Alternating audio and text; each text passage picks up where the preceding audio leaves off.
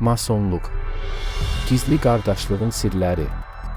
Masonlar əsrlər boyunca tarixin kölgələrində gizlənərək böyük sirləri qoruyub saxlamış və müxtəlif dövrlərdə mühüm hadisələrə təsir etmiş bir təşkilat kimi tanınıblar. Onlar sadəcə qapalı bir qardaşlıq cəmiyyəti olaraq fəaliyyət göstərib, yoxsa həqiqətən də dünyanın idarə edilməsində söz sahibi olan güclü bir təşkilatdır. Bu videoda masonların simvollarını, tarixini və gerçək güclərini araşdıracağıq. Onlar siyasətə, iqtisadiyyata və dünya hadisələrinə nə dərəcədə təsir edirlər? Yoxsa bütün bunlar sadəcə konspirasiya nəzəriyyəsidir? Bütün bu sirləri açmaq üçün videonu sona qədər izləməyiniz tövsiyə olunur, çünki sizə danışılmayan həqiqətləri bu videoda öyrənəcəksiniz. Dəstək üçün sadəcə kanalıma abunə olun və bu möhtəşəm sirri bizimlə birlikdə öyrənin.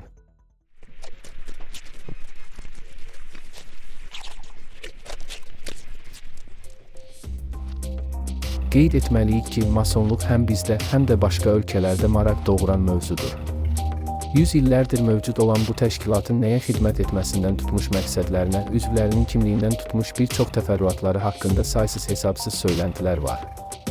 Tarix boyu masonlara qarşı müxtəlif konspirasiyalar qurulub və bəzi böyük tarixi hadisələrin arxasında onların dayandığına inanılır. Bu nöqtədə illuminatlar ilə müqayisə edə biləcəyimiz masonluq bəziləri üçün sadəcə eşitdikləri qaranlıq bir məfhum, bəziləri üçün isə yaxşılığa, sülhə və bərabərliyə xidmət edən bir təşkilatdır. Maraqlıdır, bəs mason və ya masonluq nə deməkdir? Bu təşkilat nə zaman, hansı məqsədlər üçün yaradılıb və həqiqətən də dünyanı masonlar mı idarə edir? İndi isə masonluğun dərin və sirli tarixinə səyahət edərək, onların kökünün haradan gəldiyini öyrənək.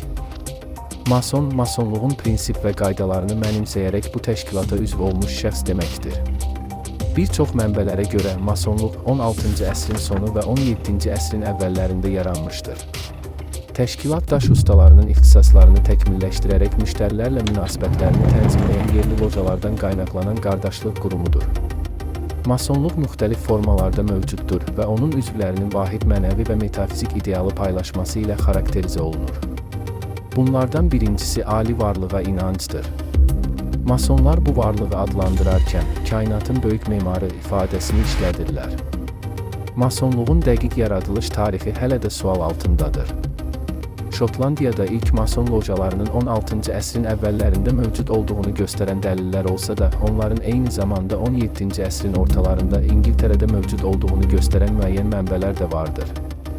Mason əlyazması adlı əsər isə təxminən 1390-cı ilə aiddir və ən qədim mason sənədi kimi tanınır.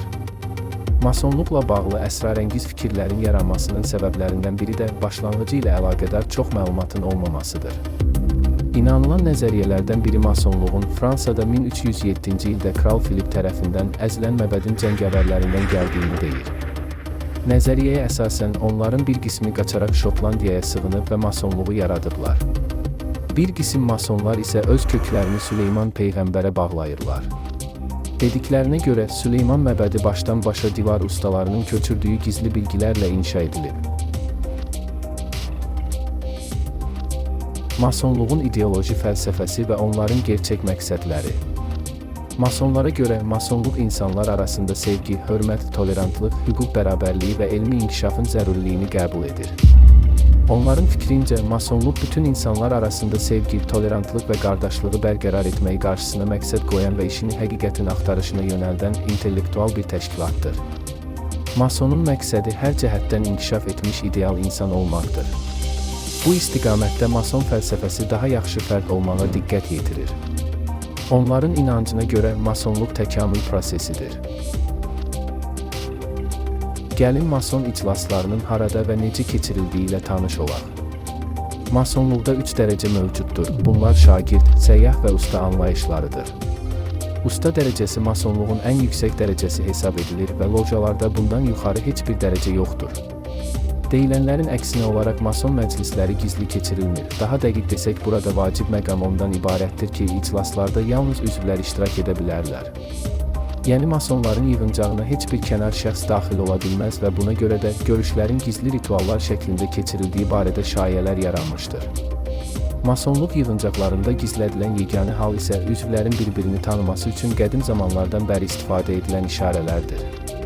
Bundan əlavə idealları və prinsipləri sirr olmayan masonluqda insanın mason olduğunu bəyan etmək azadlığı vardır. Eləcə də istəsə o bunu gizli saxlaya bilər, çünki bir çox mason ətraflarında görəcəkləri reaksiyadan qorxaraq özünün mason olmasını etiraf edə bilmir.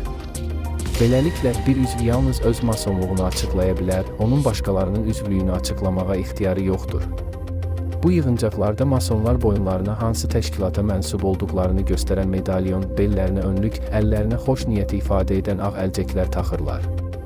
Eyni zamanda lojalarda işləyənlər naxışlı önlüklərdən və boyunlarında şnur adlı aksesuarlardan istifadə edirlər. Siyasətlə, dinlə heç bir əlaqəsi olmayan masonlar lojalarda siyasi məsələləri müzakirə etmirlər və həmçinin təşkilat üzvlərinin öz siyasi düşüncələrinə və qərarlarına qarışmırlar. Üzvlərin siyasi ideyası olsa da, əsas odur ki, bu ideyalar lojalarda müzakirə olunmur. Gizlilik baxımından əhəmiyyəti ilə tanınan masonların istifadə etdiyi bir çox fərqli simvollar vardır. İllər əvvəl daha asan ünsiyyət qurmaq üçün istifadə edilən simvollar zamanla fiqurlara çevrilərək təşkilatı ifadə etməyə başlamışdır. Mason simvolları və onların sirli mətləbləri. Lojalarda tez-tez görünən üç sütun simvolu mason üzvlər üçün zəka, gözəllik və gücü təmsil edir. Qartal isə masonluğun ən yüksək dərəcəsini təmsil edir və əhəmiyyətli mason simvollarından biridir. İlluminatinin simvollarından olan üçbucaq və göz isə masonların gücünü simvollaşdırır.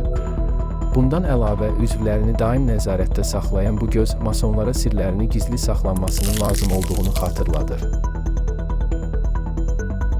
Masonluğun dünya tarixinə təsiri. Onlar gizli gücdür, yoxsa sadəcə bir cəmiyyətdir? Masonluğun tarixi boyunca bir çox mühüm hadisələrdə rol aldığı iddia edilir. Bəzi nəzəriyyələrə görə masonlar Amerikanın müstəqilliyində, Fransa inqilabında və hətta Napoleonun yüksəlişində mühüm rol oynayıblar. Amerika Birləşmiş Ştatlarının qurucu atalarından bir çoxunun mason olması faktı da bu nəzəriyyələri gücləndirir. George Washington, Benjamin Franklin və digər məşhur simalar mason lojalarının üzvü olmuşdular. Bəzi konspiroloqlar isə iddia edirlər ki, masonlar müasir dünya siyasətində həlledici rol oynayırlar və onların gizli toplantıları mühüm qərarların qəbul edildiyi məkanlardır. Hətta Dünya Bank Sisteminin, Birləşmiş Millətlər Təşkilatının və digər beynəlxalq qurumların masonların nəzarətində olduğu iddia edilir. Hər kəs mason ola bilərmi? Gəlin bu suala birlikdə aydınlıq gətirək. Əslində, istənilən şəxs masonluğa qoşula bilər, amma burada əsas şərt masonluğun prinsiplərini qəbul edib mənimsəməkdir. Yəni, sadəcə istəmək kifayət deyil, bu yolun fəlsəfəsini və məqsədini dərk etmək lazımdır. Bundan başqa, masonluğa qəbul üçün müəyyən tələblər vardır ki, burada namizədin kifayət qədər güclü olması önəmlidir. Masonlar isə bu gücü adətən maddi imkanlarla ölçürlər. Həmçinin yaşı 21-dən aşağı olanlar üzvlüyə qəbul edilmir, yaşı çox olanlar üçün isə üzv olmaq elə də asan deyil. Ən maraqlısı isə budur ki, mason olmaq üçün kimsə səni üzvlüyə dəvət etmir. Bu addımı özün öz istəyinlə atmalısan. Qəbul üçün isə xüsusi bir mərasim, inisiyasiya mərasimi keçirilir. Deyilənə görə bu mərasim insanın ruhuna xitab edən qədim ənənələrə əsaslanır. Bir çoxları düşünür ki, masonluğa girənlər bir daha üzvlüyü tərk edə bilməz, amma bu əslində elə deyil. Üzv olan hər kəs istədiyi vaxt masonluqdan ayrılmaq hüququna malikdir. Tarixdə bir çox məşhur simalar masonluğu qəbul edib. Bunlardan Tələt Paşa, George Washington, Churchill və Qaribaldini misal göstərmək olar. Hazırda isə dünyada 5 milyona yaxın mason lojalarının üzvü vardır. Bunlar İngiltərə, Şotlandiya və İrlandiyada 480 min nəfər, Amerika Birləşmiş Ştatlarında isə 2 milyondan çox üzv olduğu bildirilir. Masonluq haqqında doğrular və miflər isə bunlardır. Masonluq qədim dövrlərdən bəri mövcud olan bir qardaşlıq təşkilatıdır və dünya tarixində müəyyən şəxslərin bu təşkilata üzv olduğu məlumatı doğrudur. Masonlar dünyanı idarə edən gizli bir gücdür məlumatı isə yalandır. Bununla bağlı dəqiq sübut yoxdur, yalnız fərziyyələrə və konspiroloji nəzəriyyələrə əsaslanır. Mason lojalarına üzv olmaq üçün müəyyən kriteriyalar mövcuddur və hər kəs üzvlüyə qəbul edilmir məlumatı doğrudur. Masonluğa daxil olan şəxslər öz iradələrindən asılı olmayaraq üzvlükdən ayrıla bilməzlər məlumatı isə yalandır. Əslində isə masonlar könüllü olaraq bu təşkilata daxil olurlar və istədikləri zaman ayrılmaq hüququna malikdirlər. Nəticədə haqqında saysız hesabsız xurafatların yayıldığı masonluq düşünüldüyü kimi dünyaya hakim olmağı hədəfləmir.